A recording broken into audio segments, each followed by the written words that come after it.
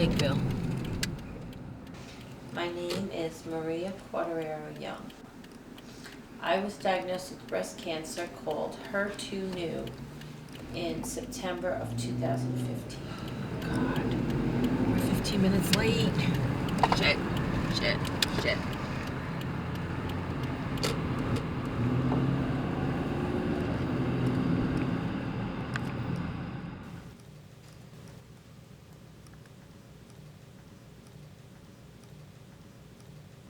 I found the cancer, it was a lump that I felt in my breast, but I didn't think it was anything because I had lumps before, and it was always just needle biopsy or the lumpectomy or whatever, and they took care of it and it was never cancerous.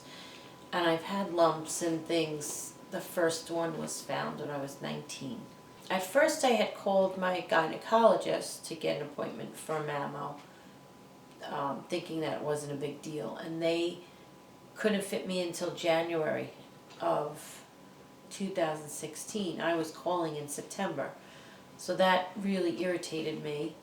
And then I thought, all right, let me call the breast surgeon who I had gone to before, and she thankfully fit me in right away. She saw me and she knew right away it was cancer, but she said, I have to figure out, she sent me for all these tests, and her words to me were, don't worry, we're going to take care of you. I'm going to take good care of you. When I first received the news that it was cancerous, I was kind of in shock. It was a technician who had just done a biopsy, and I was in the room by myself. It was the same day I had seen the breast doctor. It was later that afternoon, and from whatever test he did, he confirmed that it was breast cancer. The first doctor said, yes, you have something, we're going to fix you up. But it was never really said like you have cancer, but that was her specialty, so I indirectly knew it was cancer. And then I went, say, 2 hours later to this place and had biopsy done and scans done, and this guy comes in the room and he says, well, so you have blah, blah, blah, blah, blah, breast cancer. Do you have any questions? And he used all these big words, and I was kind of like, oh my God, what did he just say? And I was like, no, I guess not. And he left. And then the nurse that was there was just looking down, and she was like, I'm so sorry. And I just looked at her, I'm like, did he just tell me I have cancer? And she's like, yeah. I don't think it sunk in till like a few days later that I really had cancer, because it didn't hurt. I didn't feel sick. And so that was when the beginning of everything, that's when it all started. Treatments I've gone through for my breast cancer range from chemo to medications. My maintenance drug, tamoxifen, I take one a day for the next 10 years. Hopefully it will keep the cancer away. And I decided to get what was called a tram flap reconstruction. So, not knowing at the time how involved it was, so what they did was they took the excess fat from my stomach, and they take out all your veins and your muscle from your stomach, and they put a mesh where everything was taken out.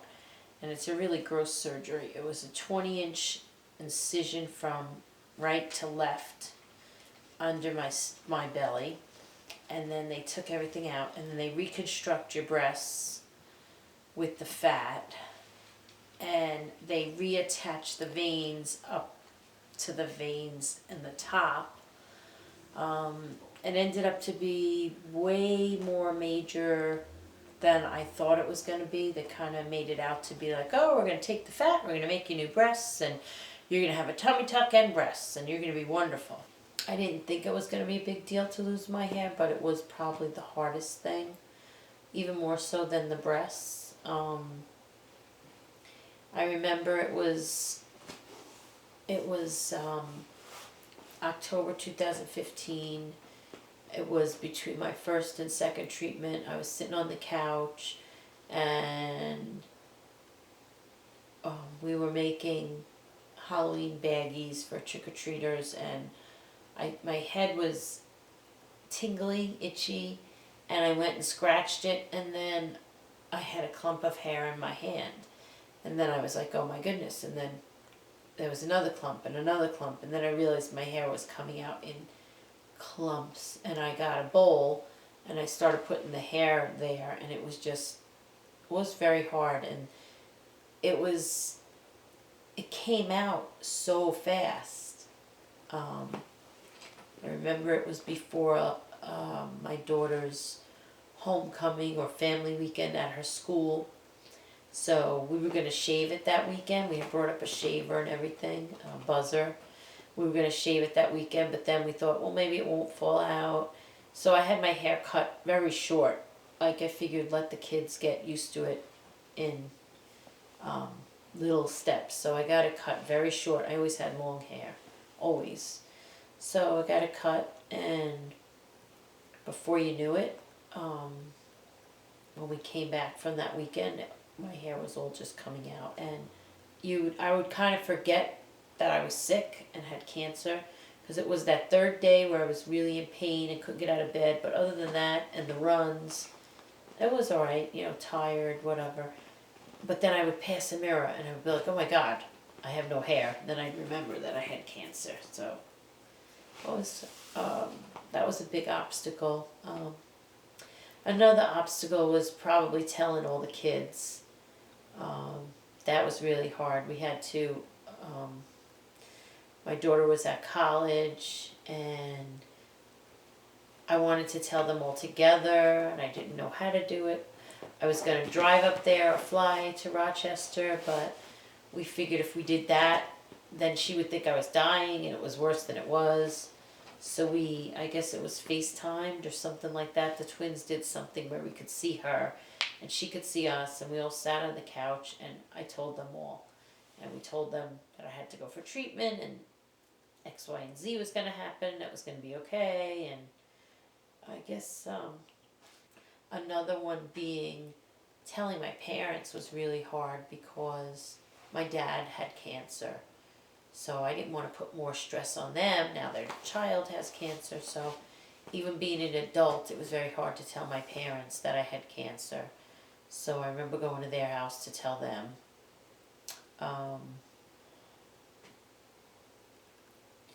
It affects a lot of people. More people than you think, not just the person who has it.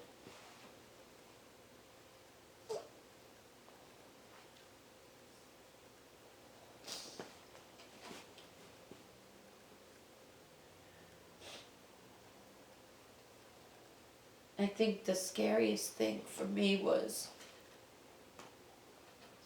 my kids already lost their dad.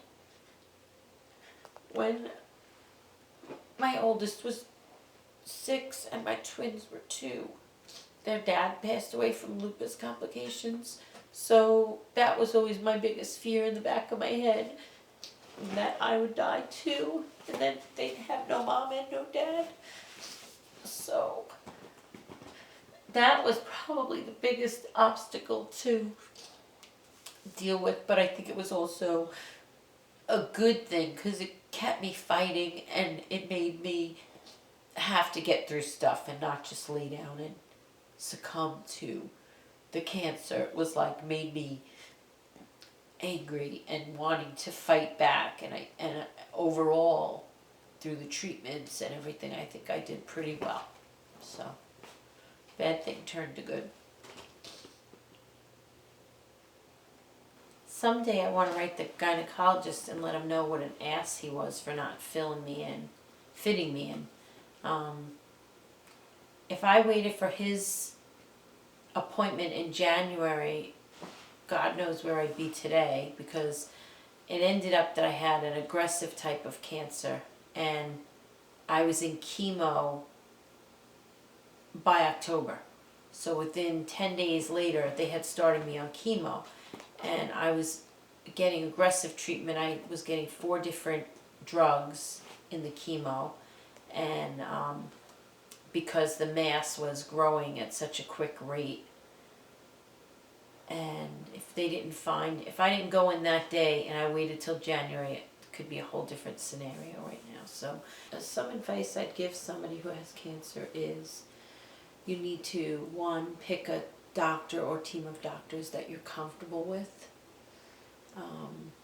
You just know in your gut. We went to 3 different doctors before we picked the team we were going to work with.